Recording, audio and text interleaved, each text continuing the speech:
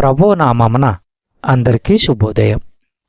గడచిన 8 మాసముల నుండి మనలను కాసి కాపాడుతూ మన పట్ల అద్భుతమైన కార్యములు జరిపిస్తూ మనకు అనేక విజయాలను మన వృత్తిలో కానీ, మన యొక్క పనులలో కానీ, మన యొక్క వివిధమైన రంగాలలో మనకు విజయమును అందిస్తూ వస్తున్న దేవాది దేవునికి కృతజ్ఞతాస్తుతులు చెల్లించుకుంటున్నాను.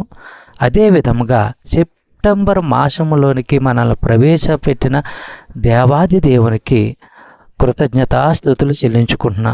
ఈ సెప్టెంబర్ మాసం అంతా కూడా దేవుడు తన కృపను, తన ఐశ్వర్యమును మన మీద పరిశుద్ధాత్మను కుమ్మరించి బహుగా దీవించి మనల్ని తన వాక్యం ప్రకారం నడిపింపజేస్తాడని ప్రభువు పేరట ఈ యొక్క విన్నపమును తెలియపరుచుకుంటున్నాను.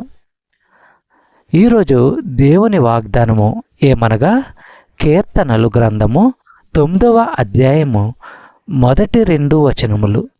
నా పూర్ణ హృదయముతో నేను యెహోవాను స్తుతించెదను. యెహోవా, నీ అద్భుత కార్యములన్నిటినీ నేను వివరించెదను. మహోన్నతుడా, నేను నిన్ను గూర్చి సంతోషించి హర్షించుచున్నాను.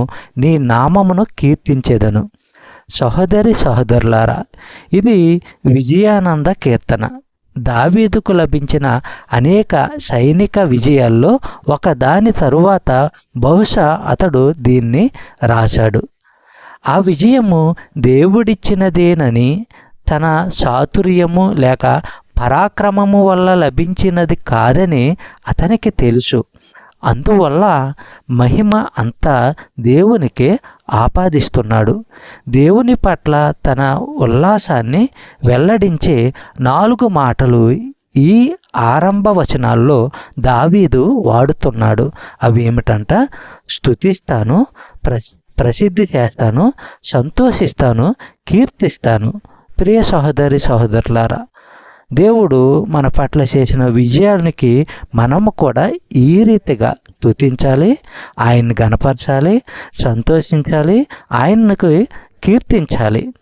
అట్టి రీతిగా మనము కూడా మన జీవితాలలో మనము ఆయన పట్ల నమ్మకము కలిగి జీవించేవారముగా ఉండాలి. హెబ్రీయులకు రాసిన పత్రిక 13వ అధ్యాయము 15వ వచనము మనము పరిశీలించినట్లయితే, కాబట్టి ఆయన ద్వారా మనము దేవునికి ఎల్లప్పుడూ స్తుతియాగం చేయుదుము, అనగా ఆయన నామమును ఒప్పుకొనుచు జిహ్వా ఫలము అర్పించుదము.